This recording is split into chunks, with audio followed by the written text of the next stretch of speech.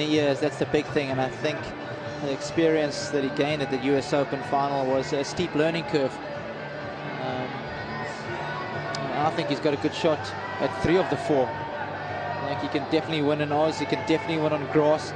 He might not be as comfortable on grass, but I think when you take into consideration the hometown support that he gets there, it just elevates your game to another level. And when you're going through those tough situations and matches, that's when the crowd can really pull you through. So definitely don't discount Wimbledon. No, I think obviously the French Open, the only Grand Slam that he won't necessarily have a great shot at winning. Nadal, of course, the ultimate clay court player, really. Many people already suggesting that he is the greatest player ever to play on that particular surface. Well, there are his 4 French Opens, the 4 brown stars, indicative of the surface that the French Open has played on. Of course, then the 2008 Wimbledon green star. I think that must be an old racket bag. I haven't put the Australian Open on just yet. I'm sure that'll be righted by the time Miami comes around. Yeah, they need to pull the things out there because it looks a little dirty as well. Perhaps it's his lucky racket bag, and yes. he will not change it for anything. Players do get very superstitious, particularly Nadal, so that wouldn't surprise me in the slightest. Murray taking his time, not getting up from his chair until Nadal was ready to do so. All of these things might seem very minor, but they're very important when you're talking about getting your mind right before a major final like this one. Precise preparation prevents poor performance. Good afternoon, congratulations first. Before I forget, the photograph behind me wants a picture of you, so if you can be nice to have a picture for them. Same conditions.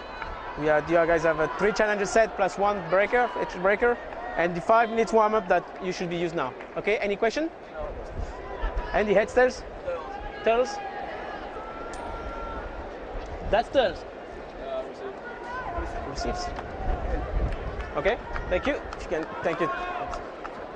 Cedric Mourier is the umpire. A privilege for him, I'm sure, to be in charge of such a big match. Murray winning the toss and electing to receive. Plenty of support for both, and this stadium will be packed to the rafters once everybody's managed to get a bite to eat and something to quench the thirst.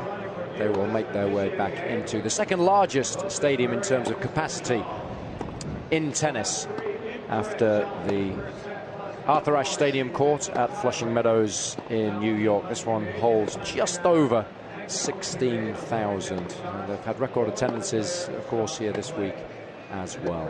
Now, both players had relatively safe passages into the final. Murray dropped the second set to Federer yesterday when the world number 2 started to play really well, but then fell away drastically in the deciding set. And Nadal was never really in trouble against Roddick, although that second set was a little too close for comfort, maybe. Had his serve broken a couple of times, having gone a break up on 2 separate occasions. But you never really felt Roddick had enough in his locker to get the better of the Spaniard. And of course, when you talk about the greatest players the game has ever known, lots of people are suggesting that Federer may very well fall into that category. But there are also others that suggest, Robbie, that if you can't dominate your era, then you can't be considered the greatest player of all time. And there's no question that Nadal is now starting to dominate this era. Certainly is, and he's been playing phenomenal tennis of late. 2008 was really a standout season for the Spaniard. Obviously did phenomenally well, winning both Roland Garros and Wimbledon. 8 titles in 10 finals. He occupied that number 2 berth for a record 160 weeks, played second fiddle to Federer before finally topping the rankings, and he's been there for 31 straight weeks now, and I think the way he's playing, he could be there for a little while yet.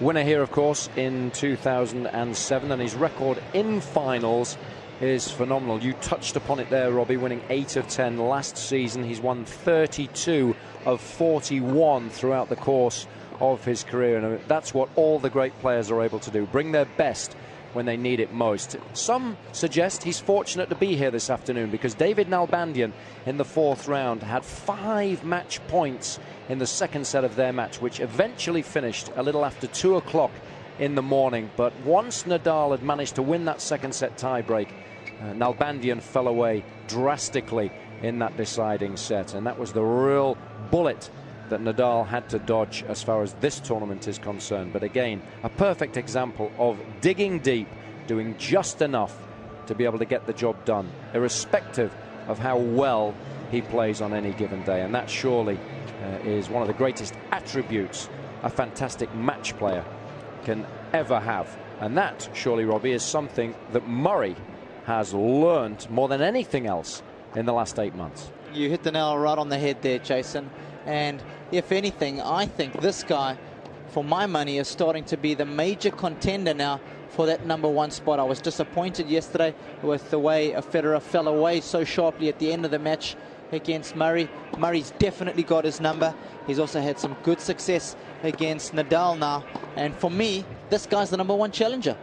I couldn't agree more. Currently ranked #4 in the world, but if you take all the results into account since Wimbledon last year, coming into this season, he was ranked #1 in the world, and by some margin. And already this season he's had wins in Doha and Rotterdam, where incidentally he beat Nadal in the final, and of course lost in the 4th round of the Australian Open. So he has enjoyed a good season so far. He sure has, and if he wins the title, he'll move to within 170 points of Novak Djokovic. So he'll be really knocking on the door for that #3 spot. And Djokovic, of course, we know, the defending champion here, was sent packing with his tail between his legs. Was awful against Andy Roddick, and he is really struggling with his game at the moment. Murray had a slice of good fortune in the 4th round. Tommy Robredo's enjoying a good season in 2009. He had to retire with a problem with his wrist. Murray's match with Ljubicic wasn't particularly good, but again, you always thought he had just enough in reserve to get the job done. Perhaps his best performance was against Paul-Henri Mathieu, but again, it's hard to judge how well Murray's playing because he does just enough to beat whoever's on the other side of the net. Yeah, he's got this ability to raise his game whenever he needs to, especially in the big matches or the big situations in a match, and that really is a sign of a class player, a player who's very confident in his own ability and his game. And I think Murray's in a great place right now. He knows exactly where he needs to be and what he needs to do. Now, these guys have met 7 times previously, 5 times on hard courts. Nadal leads the hard court meetings 3-2, but crucially perhaps, Murray has won the last 2 matches that they've played. That epic semi-final, and it was an epic because it went over a couple of days. Some of the tennis in that was absolutely outstanding. And Murray won in 4 sets to move through to the final in Flushing Meadows, and then of course the final in Rotterdam, which was a strange one because Nadal was hobbled, really, had a problem with his leg. To his great credit, he didn't quit. He lost the 3rd set 6-love, but he wanted to try his very best until the very last point, and he didn't use it as an excuse after the final, but it was obvious that he wasn't 100% fit. But I think those 2 wins will have definitely given Murray confidence. And don't forget about the win in the finals of the Abu Dhabi exhibition earlier this year. That was the exhibition that they played before the first official tournament in Doha, and again it was Murray who beat him in 3 tough sets there, 6-4, 5-7, 6-3. And let me tell you what, these guys play exhibitions like their life depends on it. So again, that's another meaningful result as far as I'm concerned. Yeah, it was interesting. After that tournament, I had a chat with Miles McLagan, Andy Murray's coach, and he said those guys were going at it 100% in that match. And so he did definitely look upon that result as a legitimate one, and Murray did take an awful lot of confidence from it. And Murray has worked long and hard at trying to put a team around him that he trusts, and he's got that now. Certainly has. Miles McLagan, and the man just to his right there is Jez Green, a strength and fitness trainer who's done a phenomenal job. As far as I'm concerned, Murray now is the perfect tennis athlete. If I had to model a player, my own player, this is the guy I would look to. I like his height, his muscle tone. He's got the long, strong muscles as opposed to the short, fat, squat muscles, which I think is much better for tennis. The muscles have much better flexibility as well, which is so important in our sport. He really does have it all. Unfortunately, he seems to have got rid of that mystery virus that plagued him earlier in the season. He didn't feel particularly well before he played Verdasco in the Australian Open. He didn't use it as an excuse after the loss. And of course it forced him to pull out of Dubai, and he wasn't able to represent Great Britain in the Davis Cup, but had blood tests. They couldn't really find out what was wrong, but they did say it definitely wasn't glandular fever or mono. That's the good news. And he seems to be pretty fit and strong now. Certainly does. And he will be tested today to the maximum, as anybody is when they come up against Rafa Nadal. And as I said, I think a big thing today, you can see the wind is pumping. I think it's more than about 26 miles per hour. The big battle today is going to be the mental one, not so much the physical one. Of course, that is going to be a factor, but to a lesser degree. You have to embrace the conditions on days like these. You certainly can't afford to get frustrated by the fact that it's extremely windy. You have to see it as a challenge, and you have to try and adapt accordingly. Both guys have games that can flourish in difficult conditions. Both guys are excellent competitors and have excelled mentally in the last 8 months. So both will, I'm sure, see this as the supreme test of their mental capabilities.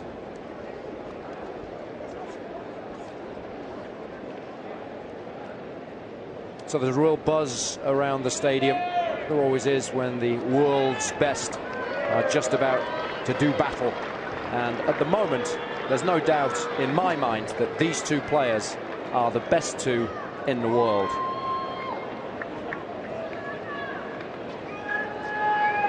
Already played twice this season. On both occasions, Murray has prevailed, once in an official capacity and once in an exhibition. Nadal then today will be looking to exact his revenge. Murray will be looking to strengthen the convictions that he must surely have in regard to challenging for the world #1 spot. Best of 3 tie-break sets.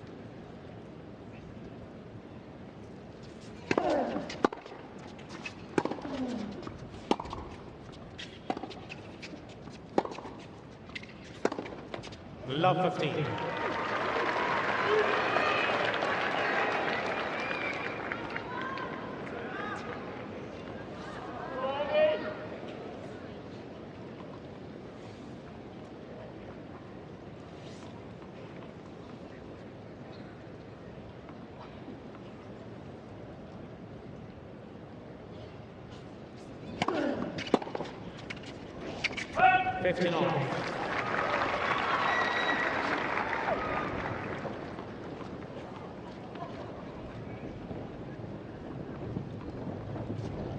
It's always important, conditions like these, to lower your expectations. Don't get frustrated if you mistime the ball or you make errors. It's going to happen.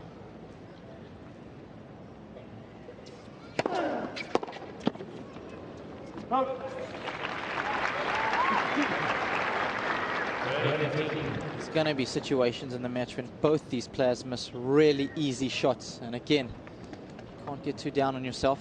Just got to accept it's going to happen. Move on.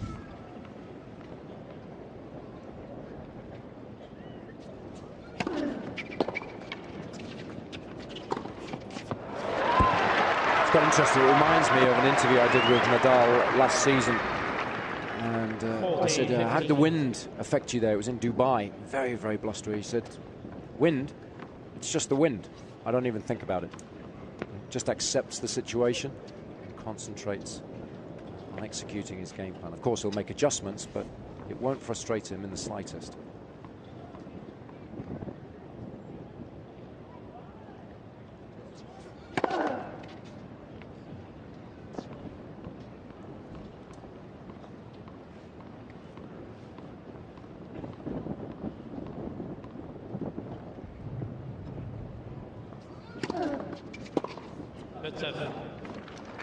And it was a let.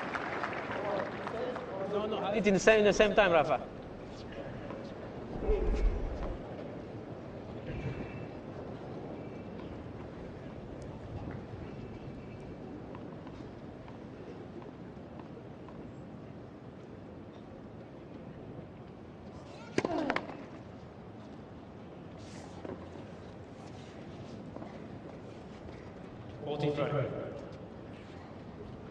going to serve the odd double today as well. Of that there can be absolutely no doubt. Both players, I'm sure, will take a little bit of pace off their serve, and they might change their tactics depending on what side they're serving at, because of course the wind can affect the way that you play from one end of the court to the other.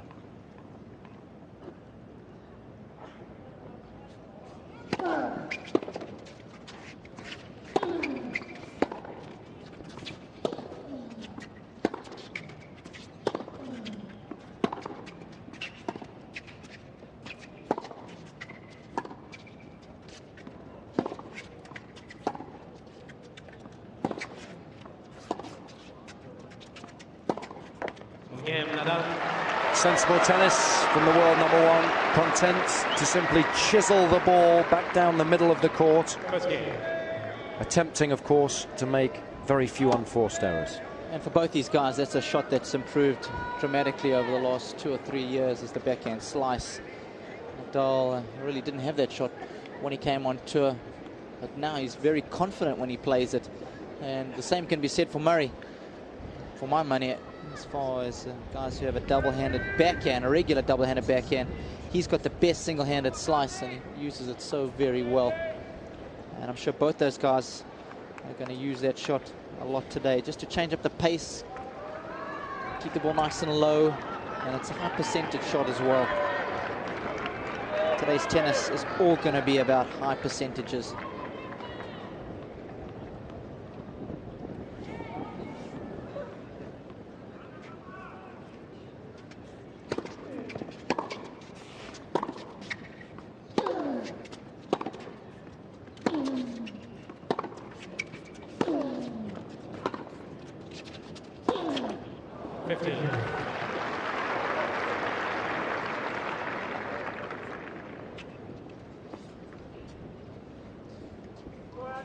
So you have a good idea of what's going on down courtside.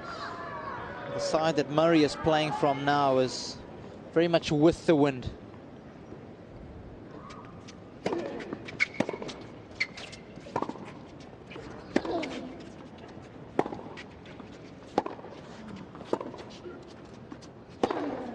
Yes. The first time really we've seen Nadal open his shoulders. 15 all. Yeah, it does get set nice and early. And even that shot really wasn't too close to the line. Plenty of margin. Good footwork as well, making all the difference.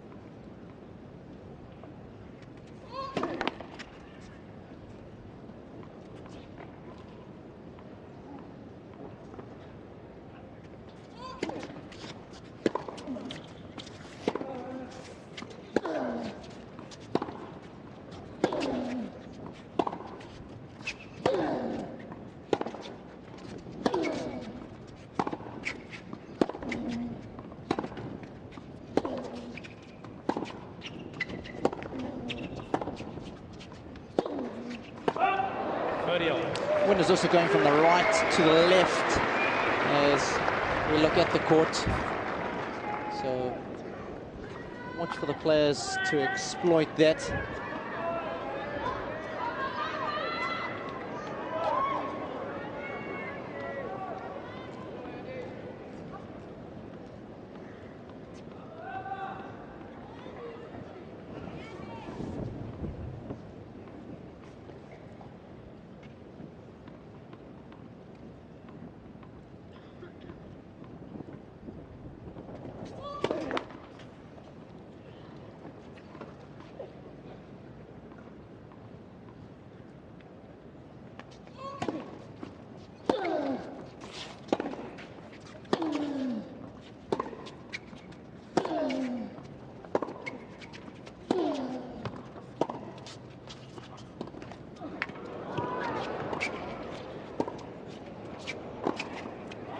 Tough to execute that kind of tactic in conditions like these because drop shots and lobs have to be so precise.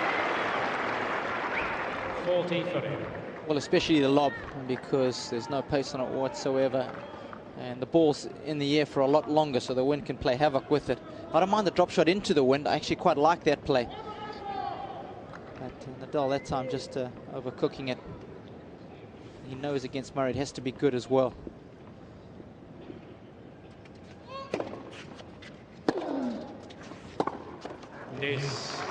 Just thinking, Robbie, that a tactic that a lot of players like to use against Nadal is to go hard and aggressive to the forehand, something that Nalbandian did so well in his match with Nadal the other day. But in conditions like this, that's a risky play. So it might play into Nadal's hand, the fact that Murray can't afford to be as aggressive as he would want sometimes. Oh, good point.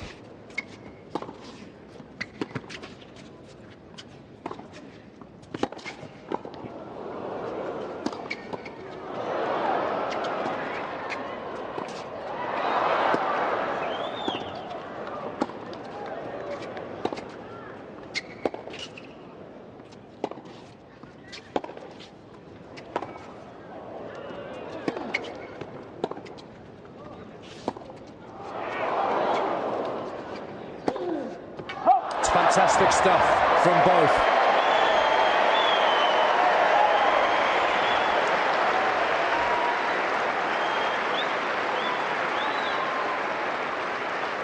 Wind? What wind? Manage Murray. There's no wind out there, is there? These guys making it appear as if that's the case. That's how good they are.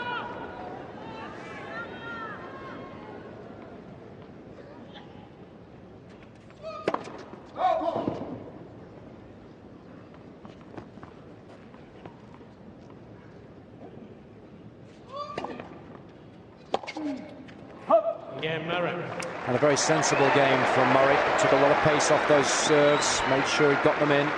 One game on. A lot of the second serves were just landing in the middle of the service box. And he'll be relieved to have held his opening service game.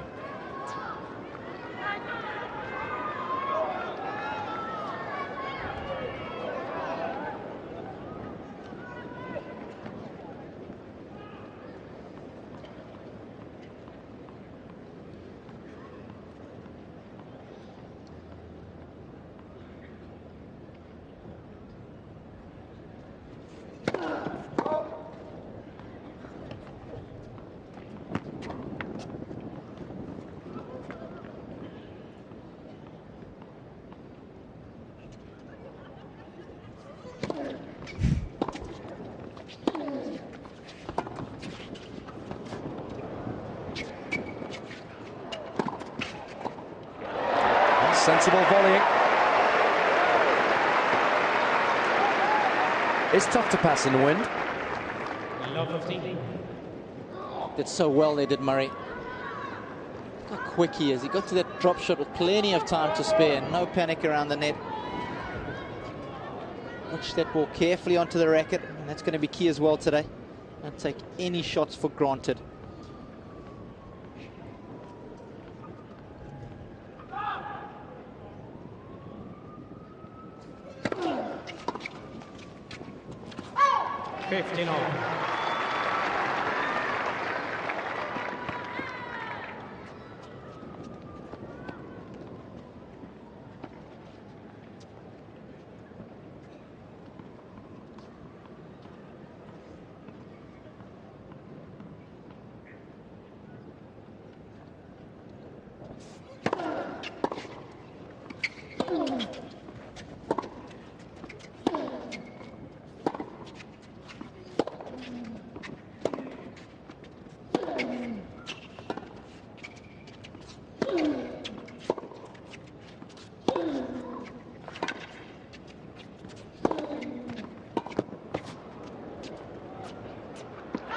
Tennis gradually out-maneuvering Murray.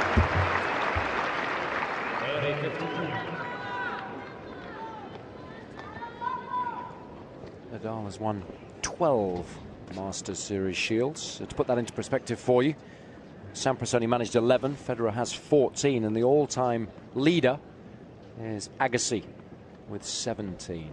Murray, of course, has just 2 at the moment.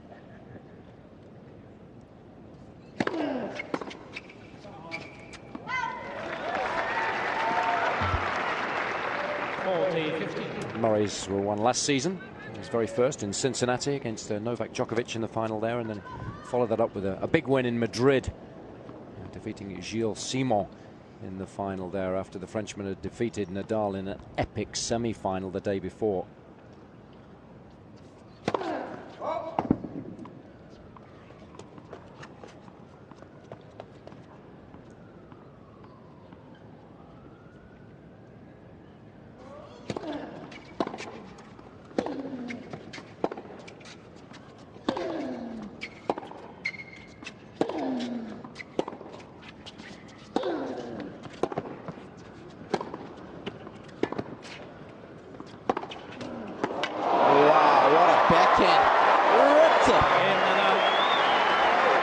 Both players now well and truly involved in this final. Both will be pleased to the way that they've adjusted.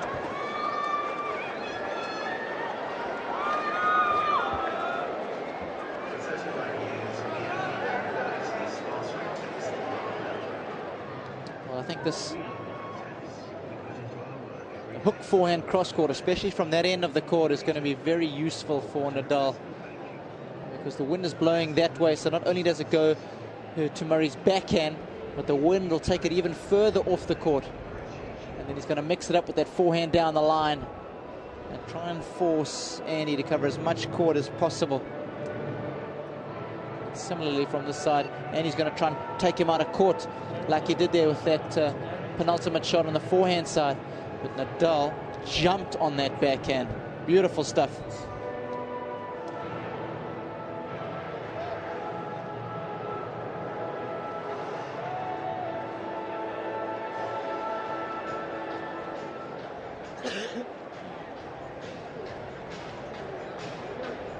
Well, we have discussed how important it is to have a specific plan when playing in conditions like these. And when you take a close look at where Murray's hitting his shots so far, you can see that they're not particularly close to the lines. They're not particularly deep. All he's doing is simply putting a lot of balls in the middle of the court, trying to perhaps play a little more to Nadal's backhand than his forehand. But the thing that he's concentrating on more than anything else is cutting down the unforced errors. That's what it's going to be about today, keeping those unforced errors nice and low, and then shot selection, choosing the right moment to go after the ball and try to finish off the rally. And that is going to be a very important part of this game today.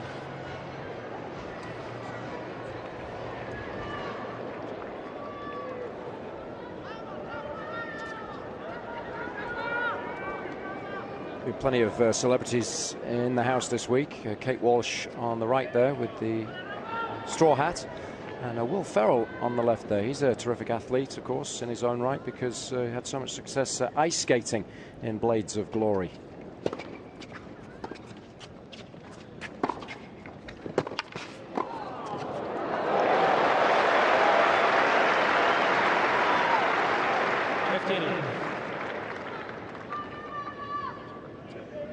Really enjoyed that movie. It was hilarious.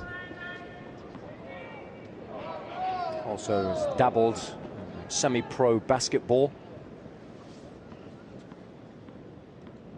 Knows what it takes to be a fine-tuned athlete.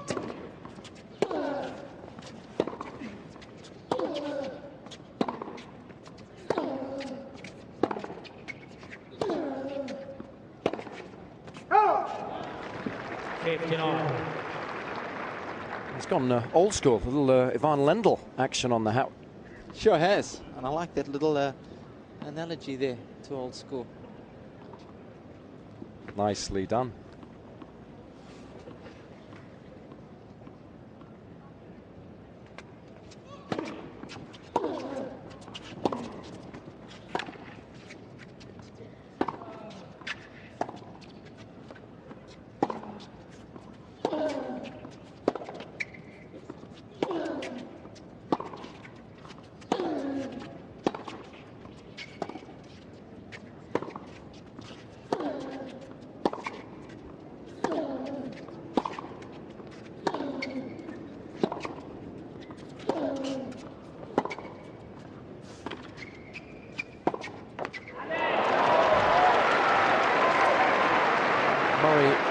dealing with the slice there. And Nadal has talked at great length this season about improving that particular shot, suggesting that it gives him options.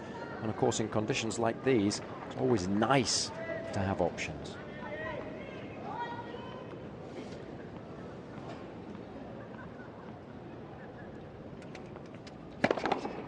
Net for serve.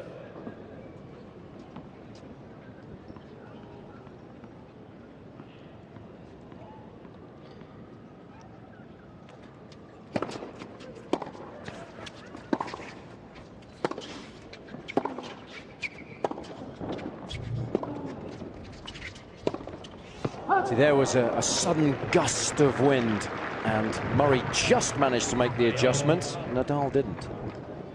And also watch how much effort Nadal puts into every rally and how efficient Murray looks. I'm enjoying watching that here today. It's quite evident.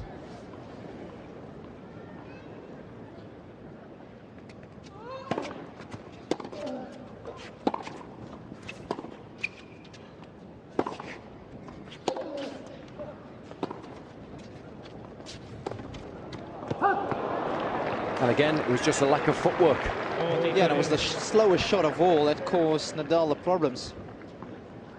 And this is exactly what we were talking about. Pace, lack of pace, is very often one of the best weapons in the wind.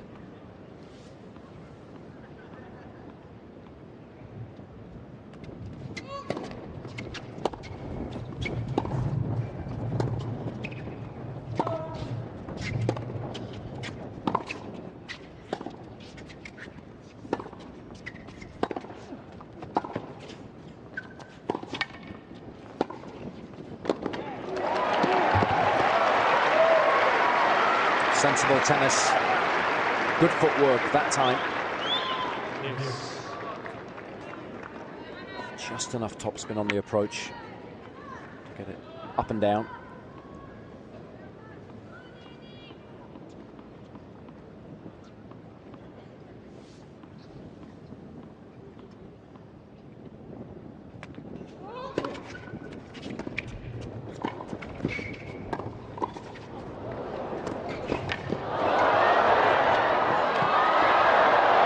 Good hustle.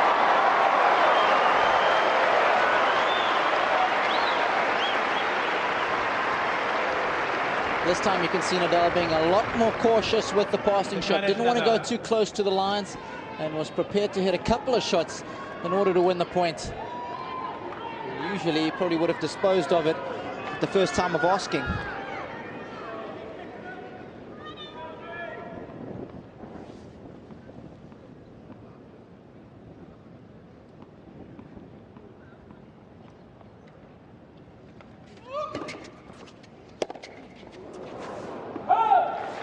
We're going to see that occasionally today, I'm sure, because he likes to take big swings and because he's brushing up the back of the ball, trying to make a very thin contact with it. It means that if he's just off with the timing, he's going to end up shanking it. A bit of a let-off there for Murray.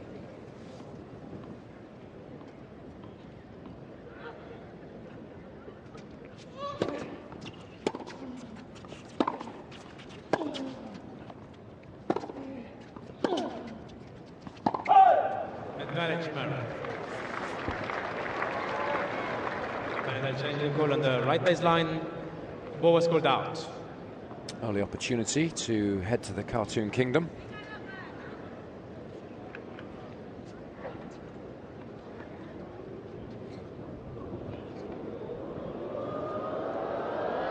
It's close, just deep.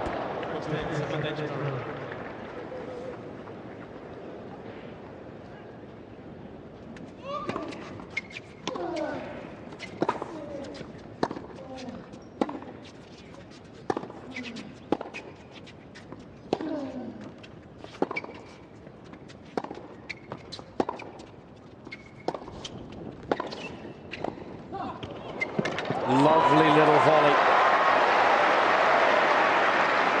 Carved inside the ball. A little bit of side spin on it as well. Yes. Stayed very low.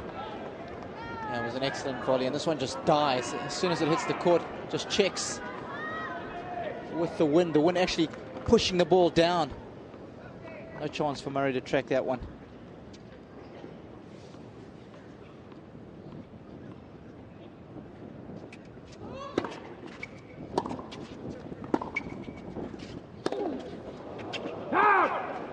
Advantage Murray. Well, again, it was a tight call, and Nadal just asking Cédric Mourier if he agreed with it. Deciding this time not to challenge. That was a good decision.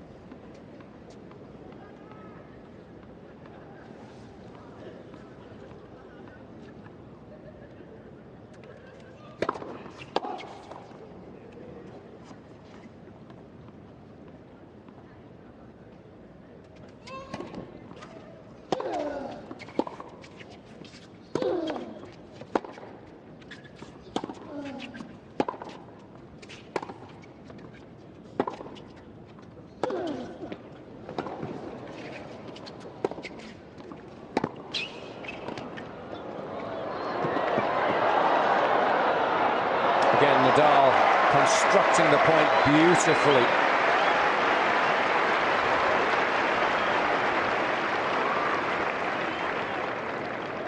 Yes. Oh, he's got Murray covering so much court. Didn't try to do too much with the volley. That's the key. So he gave the ball plenty of airtime.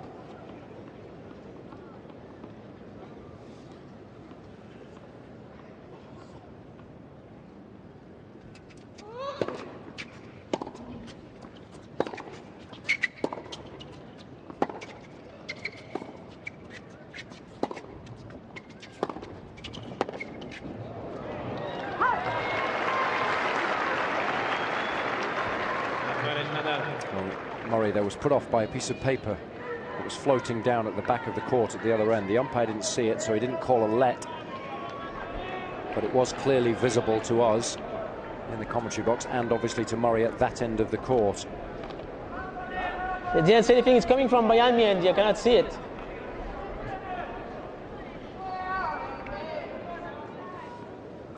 Another opportunity for Nadal to break.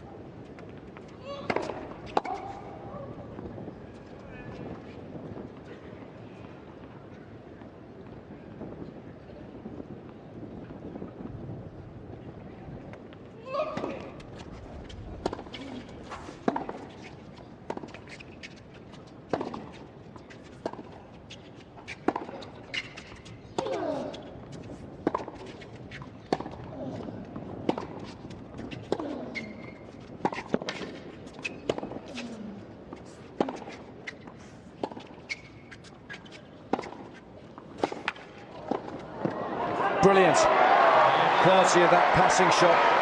Outstanding. Again, it was a very cagey rally, wasn't it? It sure was, and he used the wind so sensibly on that backhand down the line because he knew that he could hit it outside the line and allow the wind to bring it back into the court. I don't understand you, but it was behind me. I could not see it. It was too late when I saw it. Still complaining about the juice point, why he was put off by floating debris. Needs to put it to the back of his mind now. Nadal draws first blood.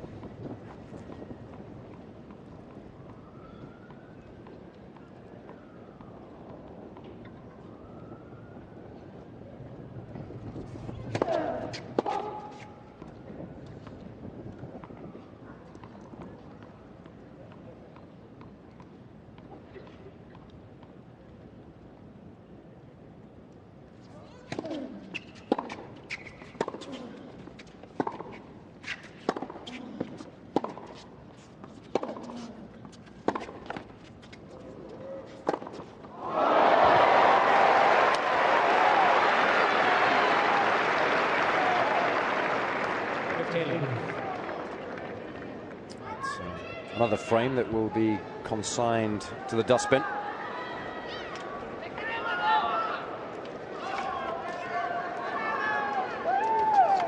was chatting to Murray's stringer the other day on you.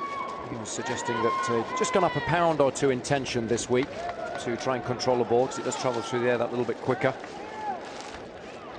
he'll reduce that tension when he heads down to Miami, because of course there it's a lot more humid and the ball travels through the air just that little bit slower than it does out here in the desert.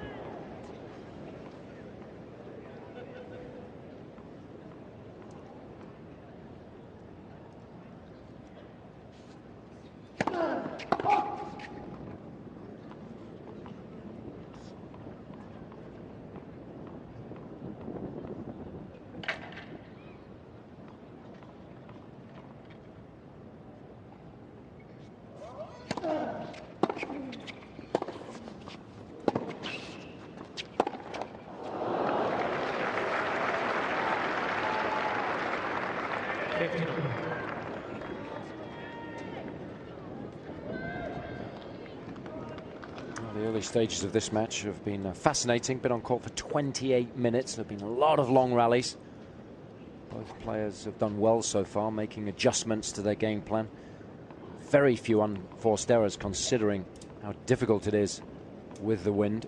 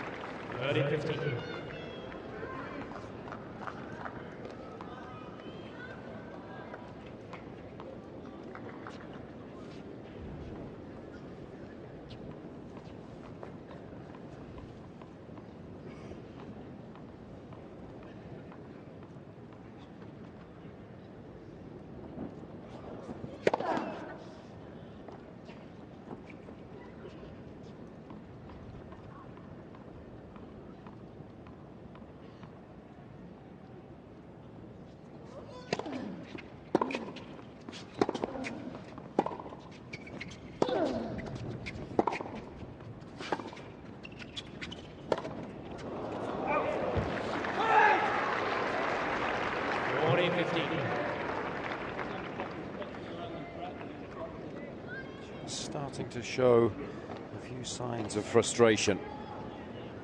It's the last thing he needs to do.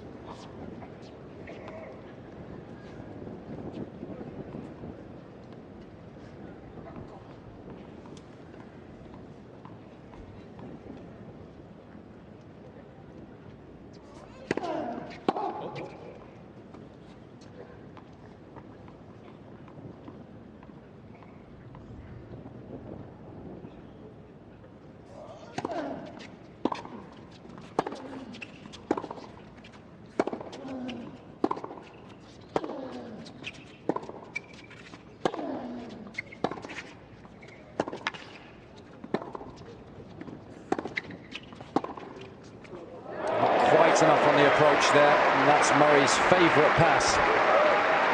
Loves that forehand cross court. So it wasn't that bad.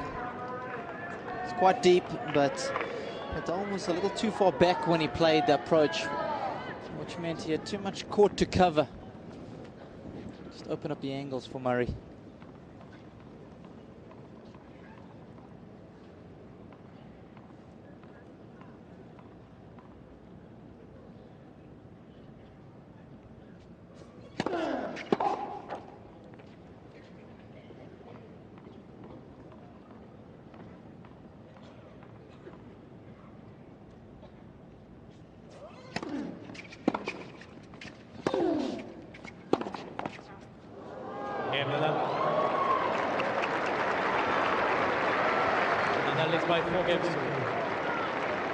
Well, Nadal will be delighted with the start that he's made. The Spaniard leads 4-1.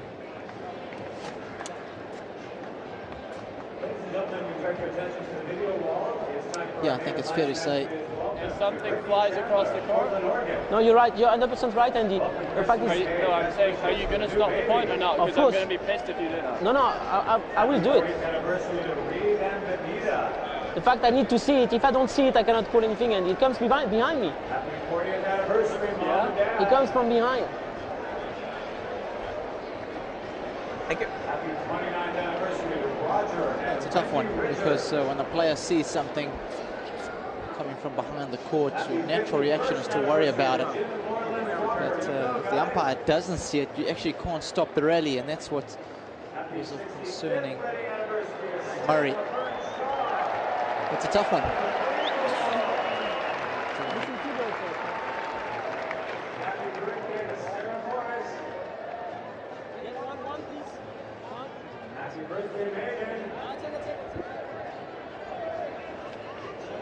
You're watching day 9 of our live coverage here in Indian Wells. Jason Goodall alongside Robbie Koenig on finals day of the BNP Paribas Open.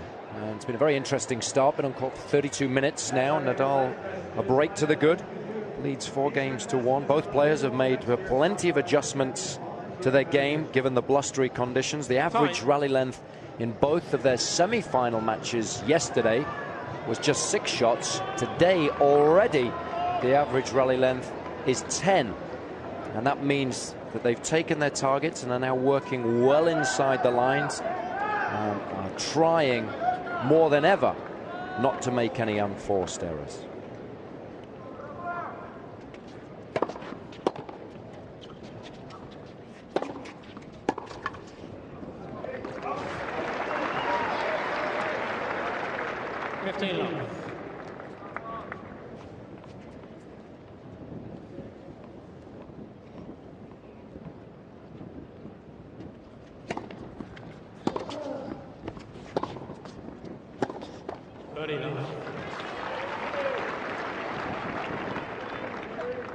That's a shot that Murray would use a lot if the conditions were a little calmer, trying to expose Nadal's forehand a little bit.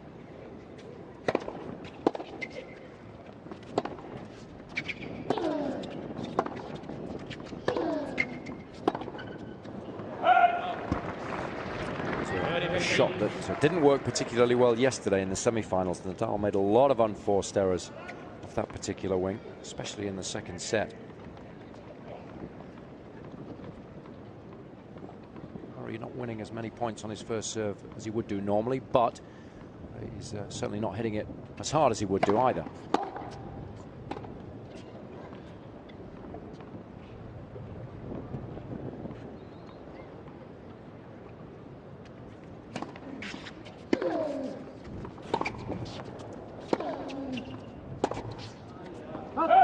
Again, didn't make the adjustment with the feet, got set up too early and lost his balance because the ball moved at the last moment. And Murray has certainly taken a lot of pace off his first serve. His average speed in the semi-finals against Federer was 121 miles an hour. Today, it's not even in triple figures. It's 99 miles an hour. And that's something that could hurt him, because we know with how much his serve has improved, he was getting so many free points off of it.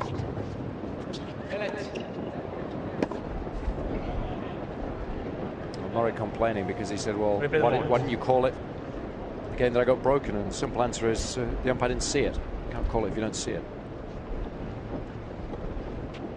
Very, very blustery now down there, and it's blowing at Murray's back and across to his left.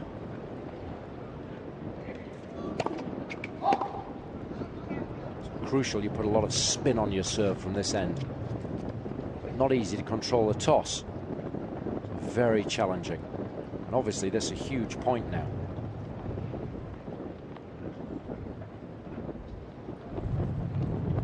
And you do have the option to wait a little bit, but not too long.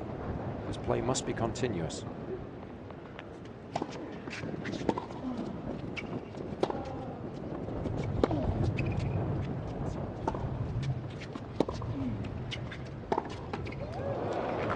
And hard to hit flat shots from this end. Murray there perhaps should have put a little bit more spin on that ball.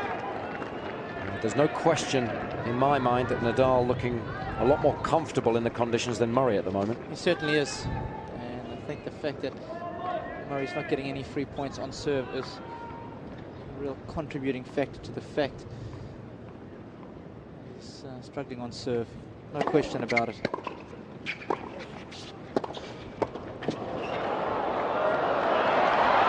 Nicely done. Again, Nadal controlling the rally.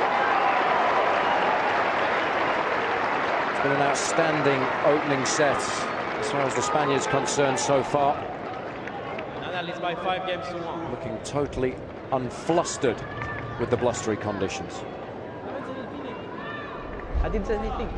I didn't say anything.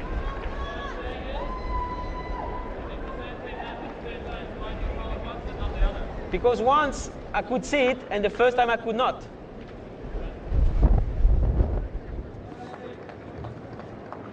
Let's forget that and move on. Nadal, a game away from wrapping up the opening set.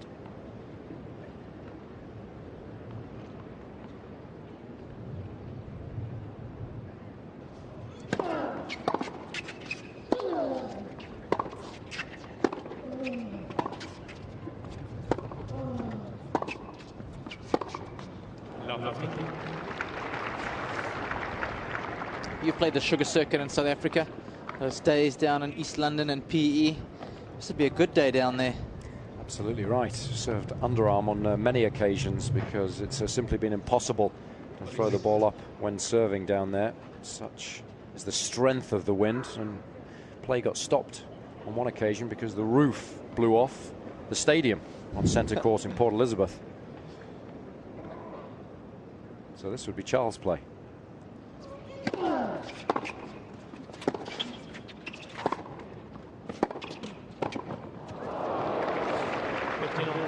Well, some of the other venues around the world where it gets quite blustery, Auckland springs to mind.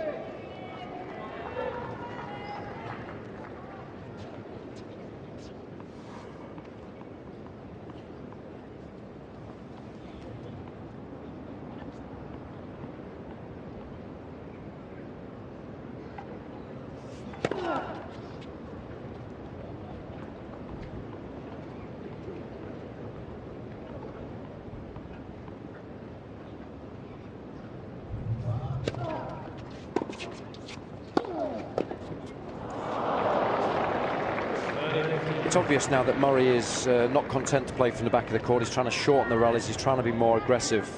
But is it a little more difficult to execute that kind of game plan in conditions like these? It's an interesting one. You have to have a good think about it. Sometimes I do like the shorter points in the wind, but I think he's more frustrated. That's why I think he's trying to keep the points short now. Probably look towards the second set. I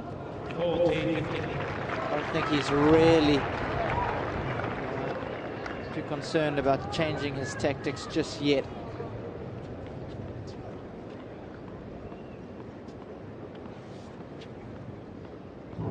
Set point.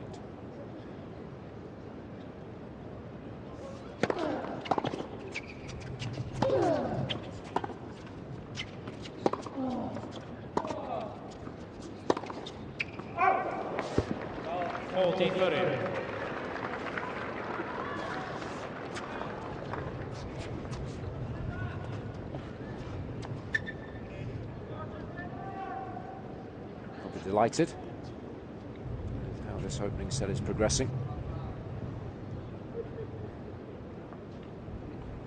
Well aware, I'm sure, very little seems to bother Nadal.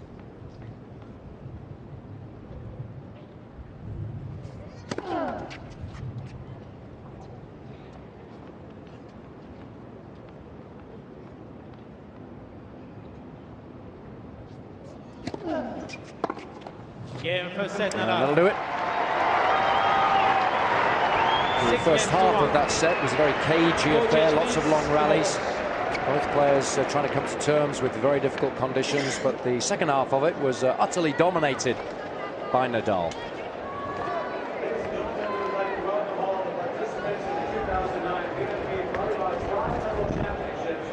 It's Nadal who's won the first battle within this war. He's been really focused, not much has bothered him. And I think essentially that's been one of the biggest differences between the two players. The situation with the debris blowing on the court really flustered Murray, got annoyed by it, and he let it affect the rest of his game. And as a result, started making a few too many unforced errors. But those first serve percentages of Murray is very misleading, because even though it's good, look at the amount of points he's winning on that first serve. He's not getting any free points because of the wind. He's only won 10 of 21 points, and that's making life very, very tough, because from the back of the court, Nadal's game has been airtight, and hence the 6-1 lead.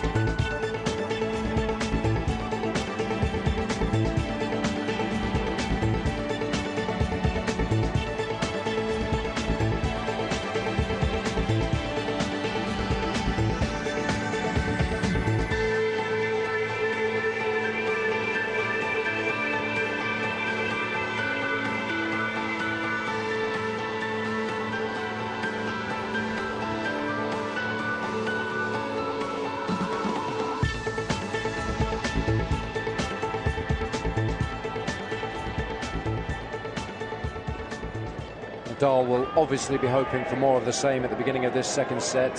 All the pressure now really on Murray to try and do something that will allow him back into the match.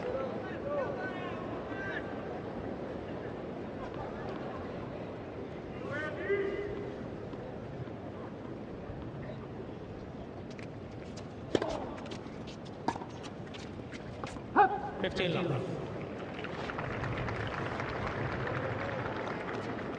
had a good season so far, Murray. Successful in Doha and of course in Rotterdam, where he beat Nadal in the final. And that fourth round loss at the Australian Open to Fernando Verdasco.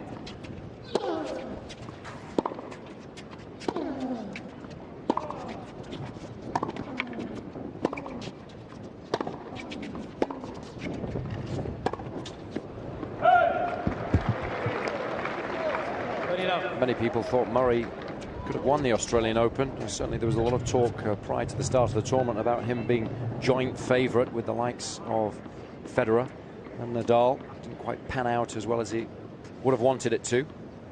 There'll be plenty of time though surely in his career for major titles. 49. Gone on such a steep learning curve really in the last 8 months. Attempting today to win his third Masters Series Shield in as many finals.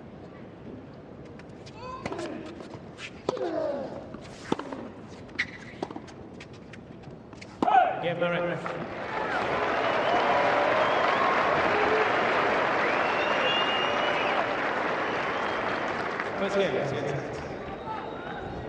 That's a better start.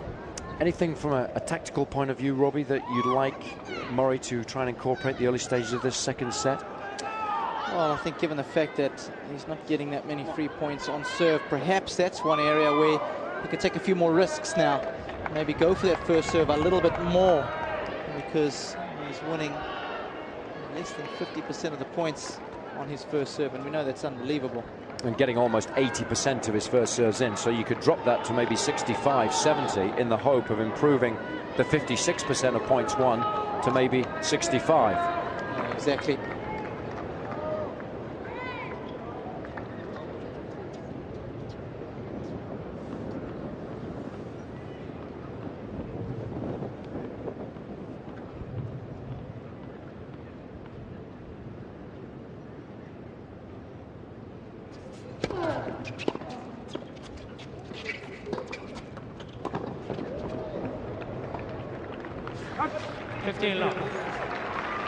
Closely, Nadal watched that ball with these guys. So lead the tour this year with match wins.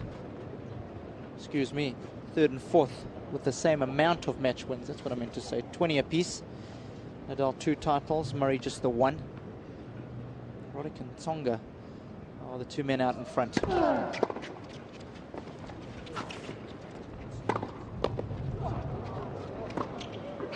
Missed it. A little fortunate there. Yeah, Andy Murray right up there in terms of match wins, but Andy Roddick off to the best start he's ever had in terms of matches won. It's fantastic for the American. All the hard work he put in over the off-season, paying dividends early doors. He's won 23 matches already in 2009. Nadal and Murray attempting to win their 21st this afternoon.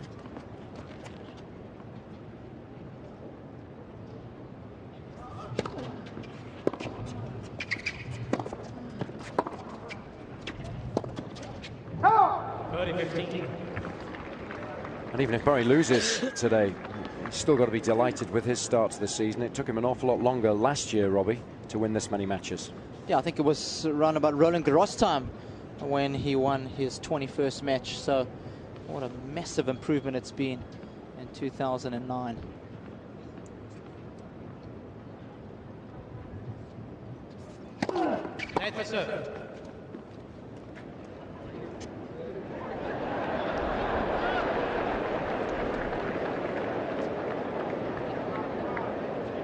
Rare that you see Nadal smiling on the match court. Nice to see.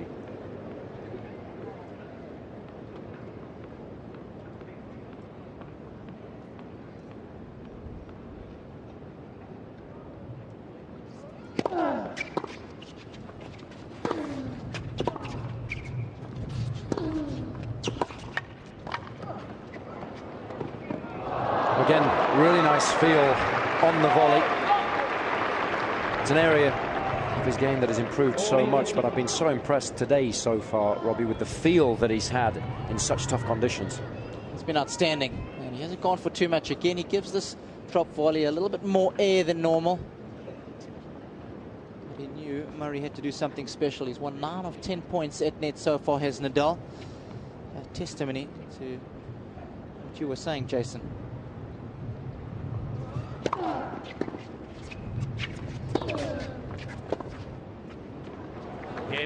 And he's used that hook forehand very well from that side.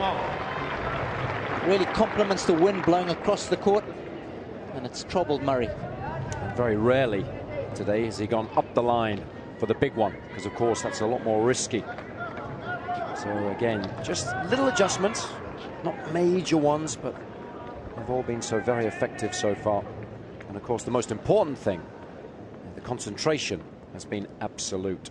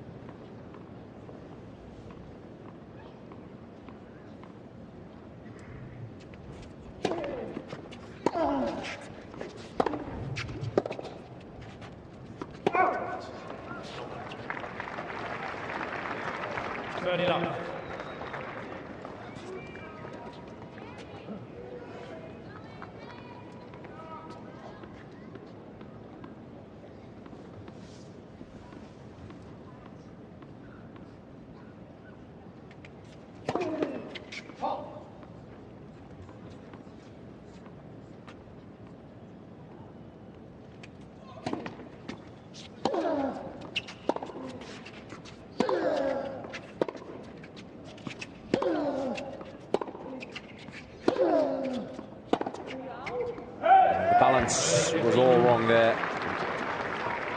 We've mentioned it a couple of times, but it is so important not to get set too early when executing any shots. Footwork has to be continuous in the wind. It's because of those final gusts that often cause the guys to go off balance, and you need to be able to adjust to hit a decent shot.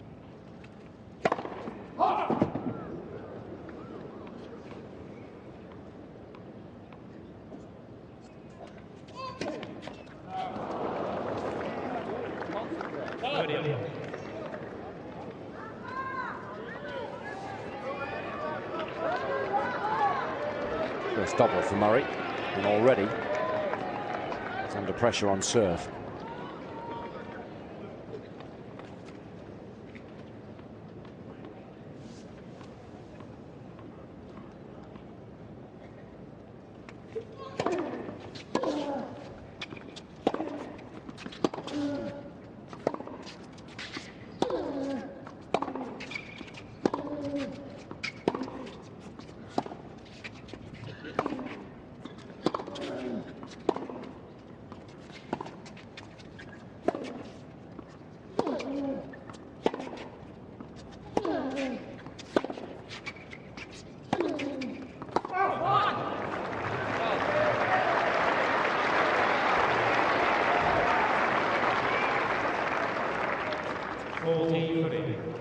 Another those cagey rallies on such an important point, lasting 20 shots.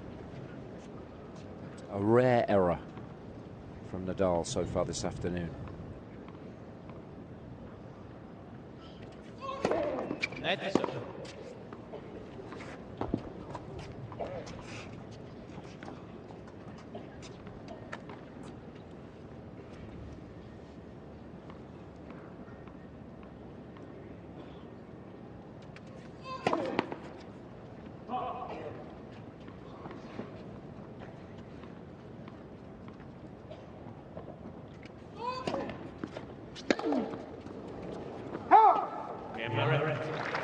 Nadal there in a charitable mood.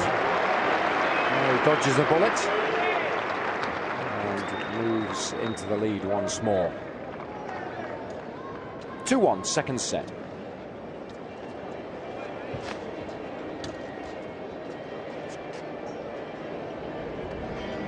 Yeah, looking a little bit more positive on serve is Murray. But it's those fans who will be delighted with the way proceedings have gone so far. Their boy has been really tough.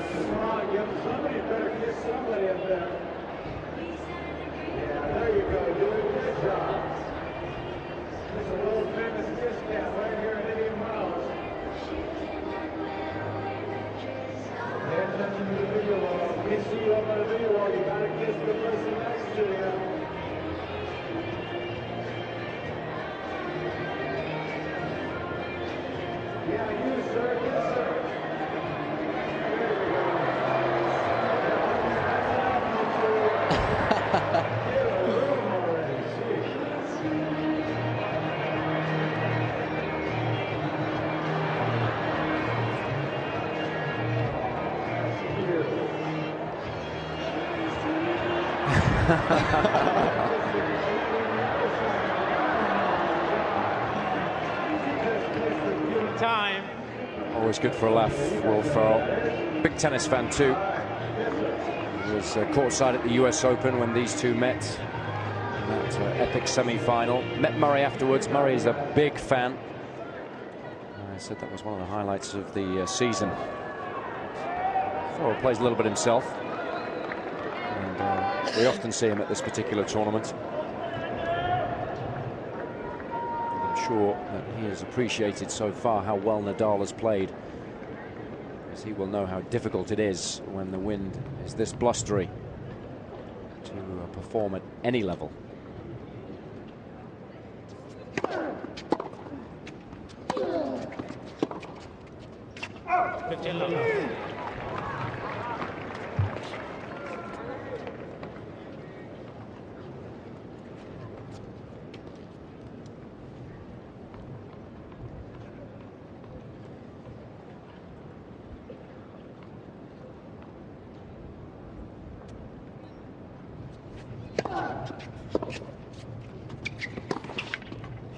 It's a sensible shot.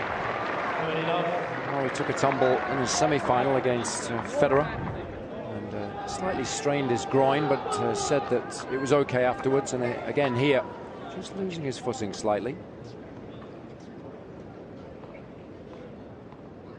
Nothing to worry about, really.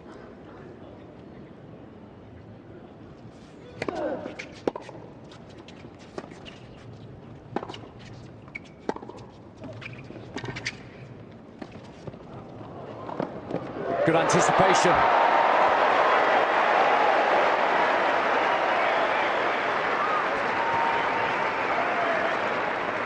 This is one of the rare occasions where Nadal's lost a point at the net.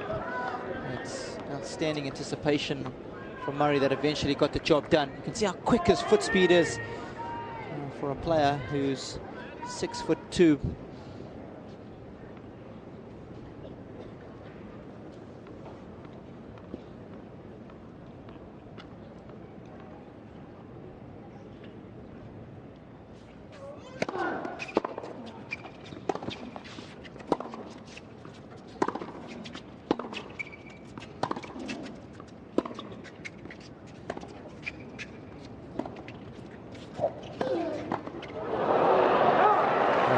Shot was a little pedestrian. And lucky he didn't get his head taken off there. Yeah, just not enough on this one. It sits up. And Nadal going straight at him. Last thing Murray expected.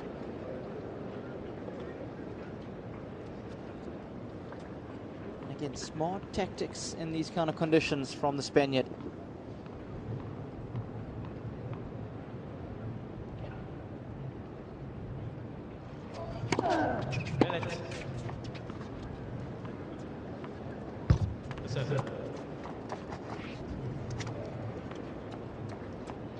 We might have had more lets today with all sorts of debris blowing across the court. We only had 2 or 3.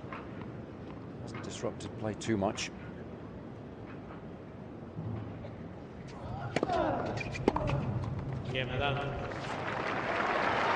Nadal content to quietly go about his business, making a lot of first serves. 90% here in the second set, 9 of 10. He's only dropped 2 points in his opening 2 service games. Murray too has improved his numbers on serve in this second set. He's made 7 of 10 first serves, but crucially he's won all 7 when that first serve's gone in, and that was an area of his game that was severely lacking in the opening set.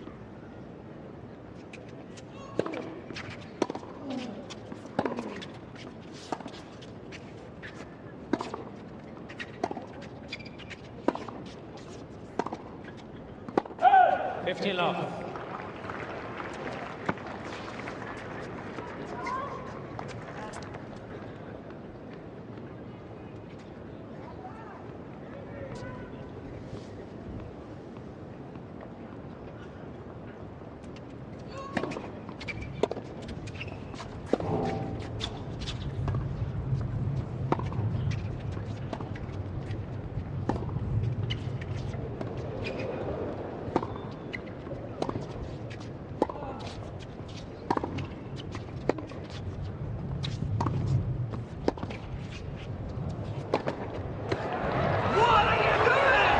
Nadal watching the ball like a hawk.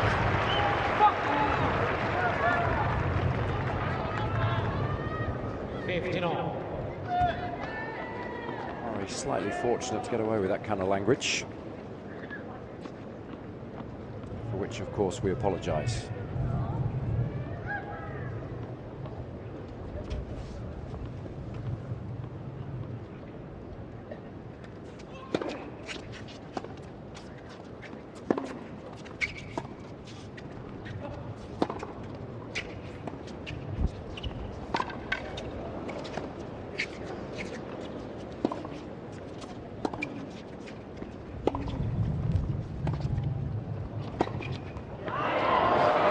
That kind of tennis, Robbie, I think we might do all right down there.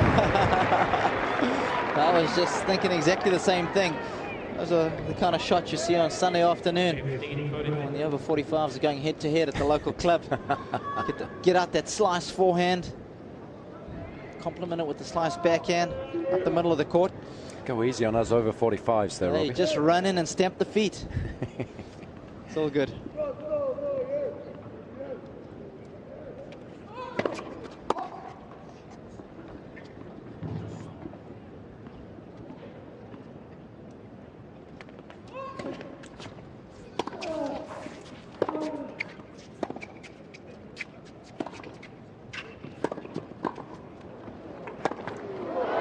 Better volley, all crisper, all cleaner.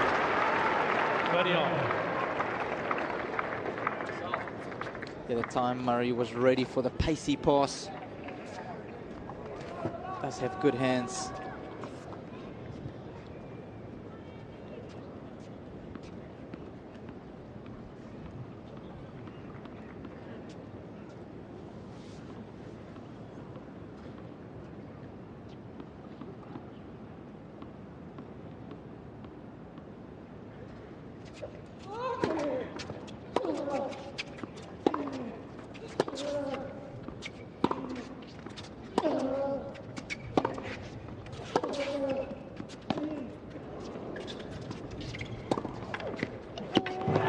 I think one of the fundamental differences between these two, Robbie, is that Nadal has played so much better at this end of the court because of the spin that he's been able to put on the ball.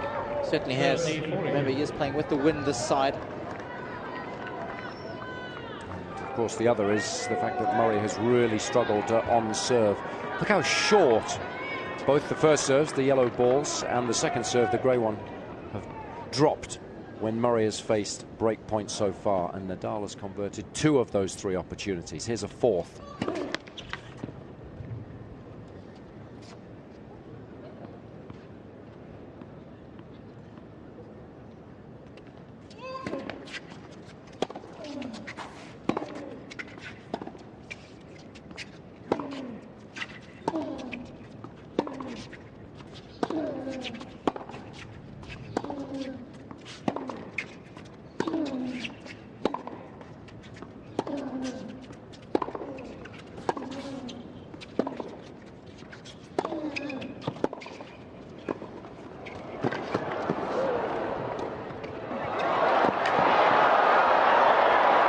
That's fantastic. Couldn't have played that point any better from start to finish. Nadal has mastered the most difficult of conditions here in Indian Wells and leads by a set and 3 games to 2. Nadal leads by 3 games to 2.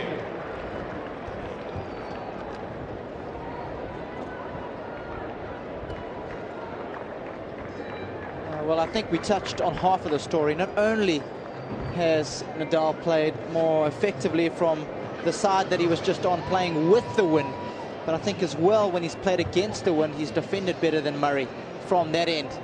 And it's a combination of the two that's resulted in him being so far out in front. This was an exquisite rally. Saw he had the opportunity to move in, and once again didn't try and do too much with that volley. He was prepared to hit 2 or 3 shots in order to win the point.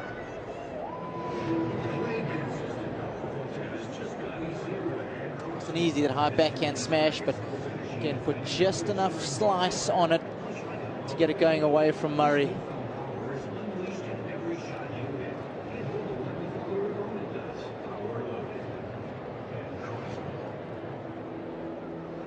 Nadal now firmly with the bit between his teeth. And I think if you'd suggested at the beginning of the afternoon as to what the perfect way to play in what is obviously very difficult blustery conditions, that this would be it. Certainly would be. Nadal has got it spot on throughout the course of this match. All about concentration now, focus. The finish line is well within sight. Nadal needs to remain in the present mentally.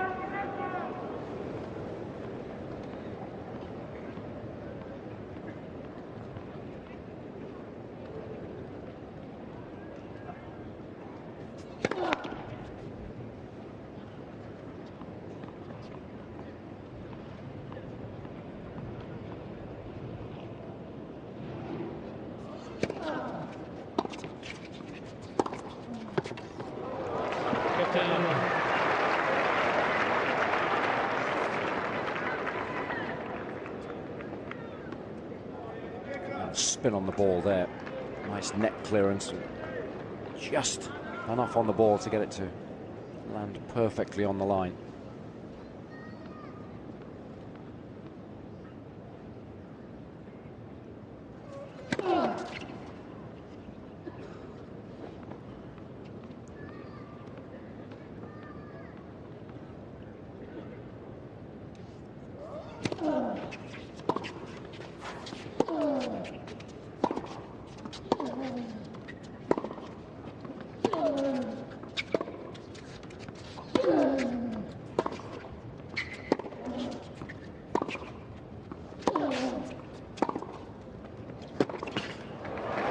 A little more aggressive.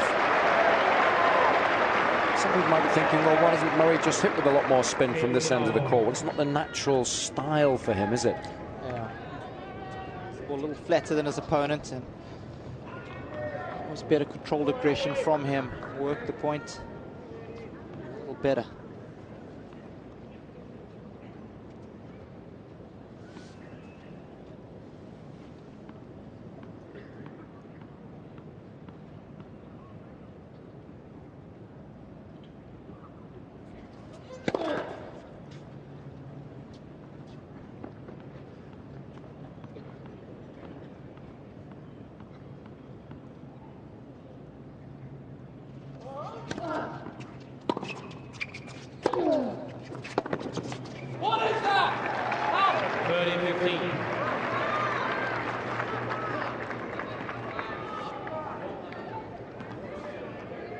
Miles wants him to be a little bit more aggressive on the second serve.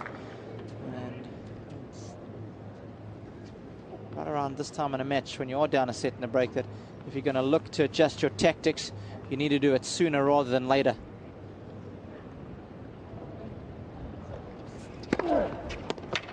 That's a nice change-up. Sensing that Murray would be looking for the slider. Just adding a little bit of additional pace to that one, serving into the wind. As you can control a toss. It's quite nice serving into a strong wind because you feel like you can just hit it as hard as you possibly can. It very rarely goes out.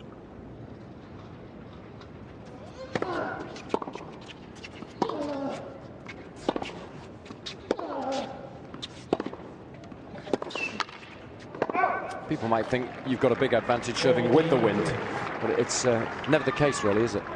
It's not. It's very difficult to serve with the wind to get the right amount of spin on the ball, and it's so easy to hit the serve long.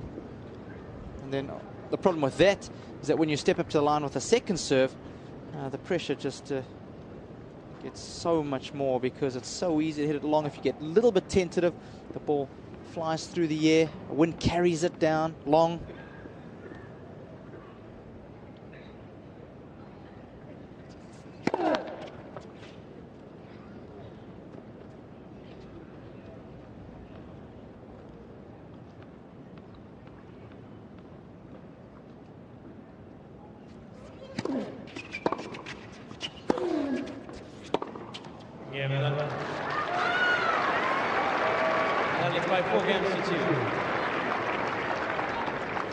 Seemingly, Nadal in complete control of the match then. There's been no response so far from Murray in this second set.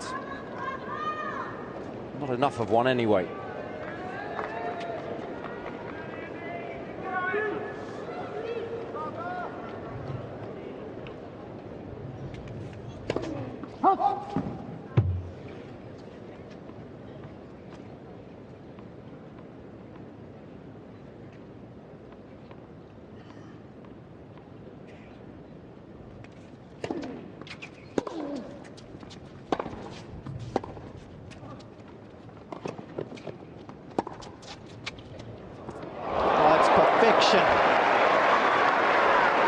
And again, so aware of the conditions is Nadal. Knew that from this side of the court, he's playing into the wind, and that he could be quite aggressive with the topspin lob.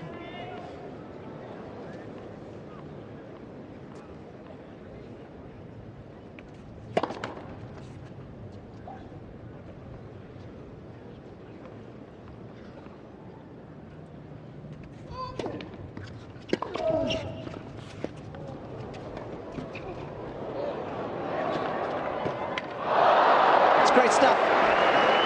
Hustled. This really is a must-win game for Murray.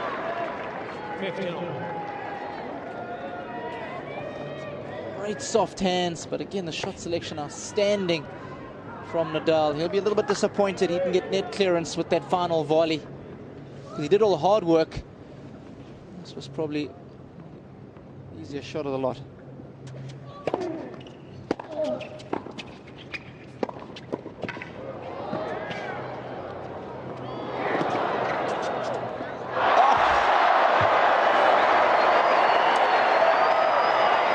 You don't see that very often. Totally misjudging the ball. Terrific tennis from both. 30-15. Great lunge here from Andy. And again, such good shot selection. I think Rafa thought that was going to go out because Murray's shot was downwind.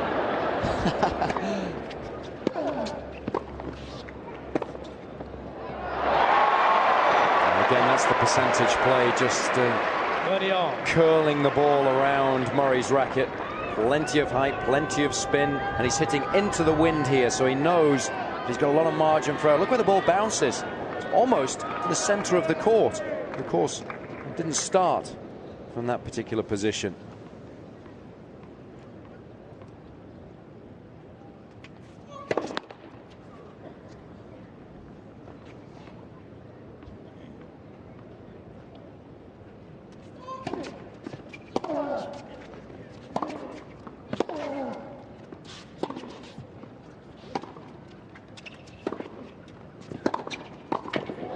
Again, Nadal uses that forehand up the line, the percentage play from the other end of the court to draw yet another error from Murray.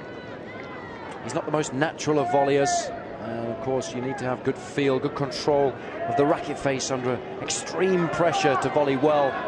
Conditions like these, it simply hasn't worked for him today. Murray's only won 7 of 17 points at the net, and Nadal with a chance here for a double break.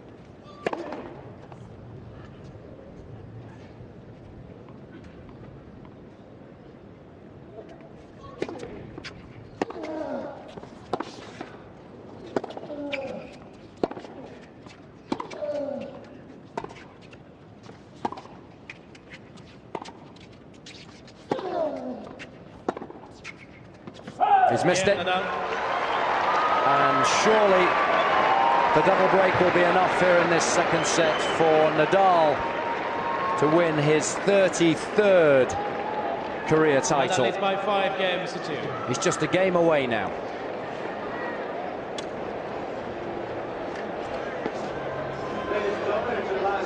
Well, it's been the ultimate performance.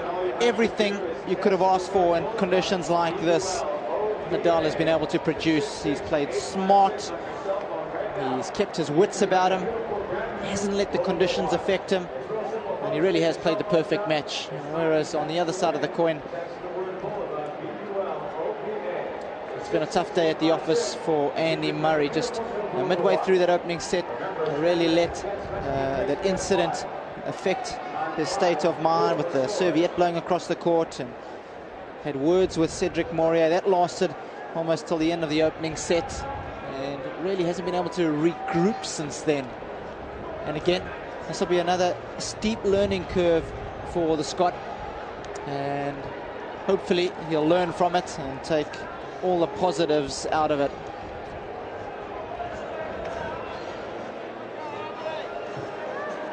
At the beginning of the match, we talked about this being the ultimate test, really, of your mental capabilities. For my money, Nadal has passed it with flying colours, whereas Murray's failed miserably. Certainly has. He's let too many outside influences affect him in this match.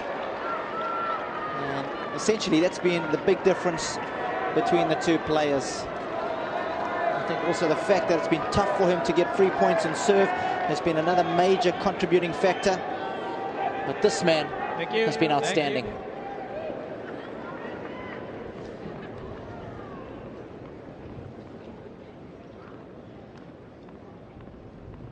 Serving for the match.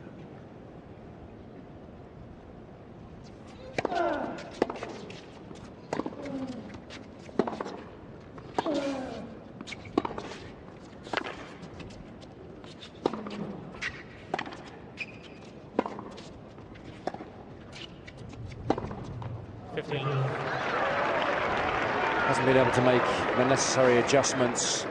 He's become impotent, really, because once Nadal started winning the majority of the baseline points midway through the opening set, he hasn't been able to do anything, really, to hurt the Spaniard. He's tried to come in a little bit more. It hasn't really worked. Nadal has been equal to anything that Murray has thrown at him.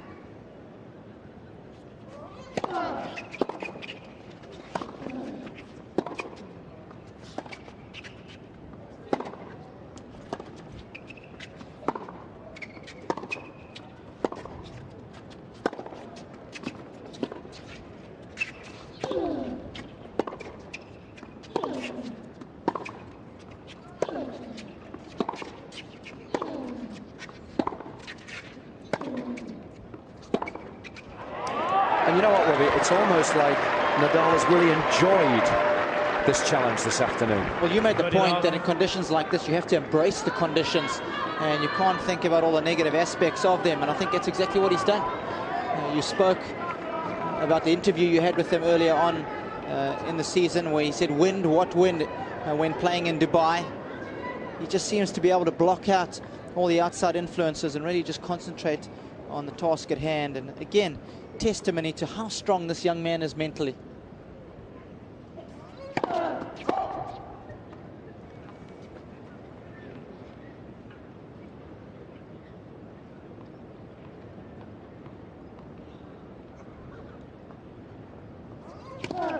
Net second serve.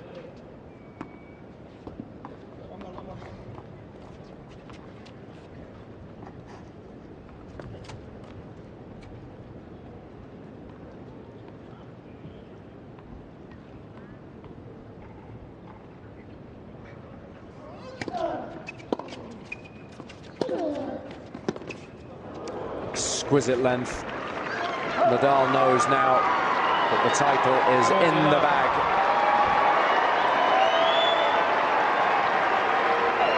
He's played his best match of the week. Not his best tennis, but the focus and concentration has been absolute. The game plan has been perfect, and the execution of it has been just as good.